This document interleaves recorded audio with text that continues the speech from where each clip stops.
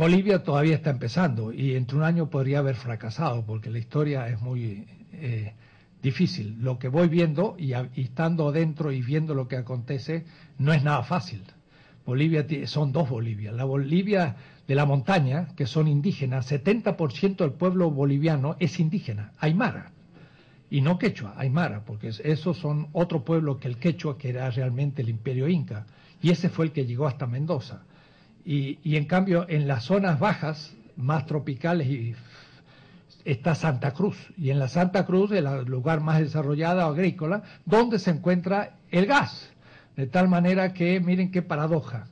Los cruceños ahora luchan por la autonomía, que es un problema indígena, pero se lo han apropiado ellos. Ellos vendían el gas a bajísimo precio a las transnacionales españolas, nuestro YPF. Mire, cada vez que yo escucho hablar de los petroleros españoles me pongo a llorar y escupo al señor Menem. Porque ¿cómo es esto de que los españoles tienen petróleo? ¿Dónde? ¿En Sevilla? ¿En Granada? Es nuestro petróleo el que ellos usan y hay que recuperarlo. Pero tendríamos que tener un poquito más de claridad. Pero de todas maneras estaban ellos, estaban los brasileños, están países hermanos en Bolivia, pero le pagaban poquísimo. Y entonces los indígenas eligen realmente a un indígena. Y ahora con mucha dignidad, igual que Chirac. Es notable la dignidad del pueblo aymara. Ese es un pueblo que habla todo de igual a igual, no se arrodilla ante nadie. Entonces Evo Morales, con su propio vestimenta, sin cambiarse, ni ponerse corbata ni nada, habla de igual a igual con Chirac, el primer presidente boliviano que habla con dignidad. Y el señor Chirac le da el respeto y le dice, le condonamos la deuda francesa y los bolivianos empiezan a recibir muchos beneficios por esto y aumenta el precio del gas. Ahora los cruceños dicen, queremos las 2/3 partes de los beneficios del gas. Pero ustedes no movieron un dedo para tener el gas. Lo lograron los indígenas de la montaña. Usted quiere las ganancias, ¿no? Entonces, este es el tema hoy en Bolivia. Pero además es muy grave, porque el 70% de ese pueblo no es como el nuestro, que son muy poquitos tobas y demás, sino que es el 70%. Y un pueblo que tiene lengua y que tiene costumbres distintas. Y entonces que van a imponer en la justicia criterios distintos de justicia y en la economía criterios distintos.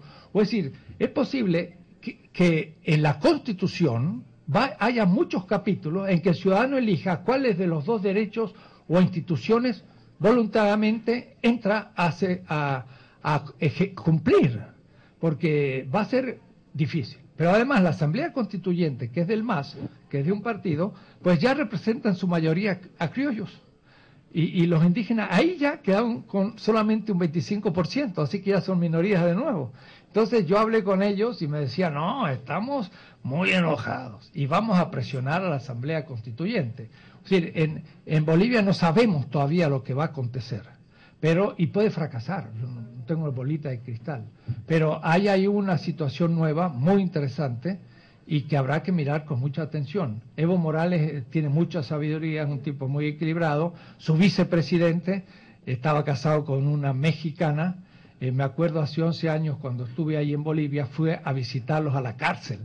Y como era una mexicana también, era un hombre de izquierda. Pero da la casualidad que en este momento es el que está haciendo el puente con la burguesía cruceña, y es la persona que no va a ser quizás el elemento más positivo de ese gobierno. Es decir, da la paradoja que el hombre de izquierda, marxista y todo, no tiene tanta claridad política como la tiene Evo Morales.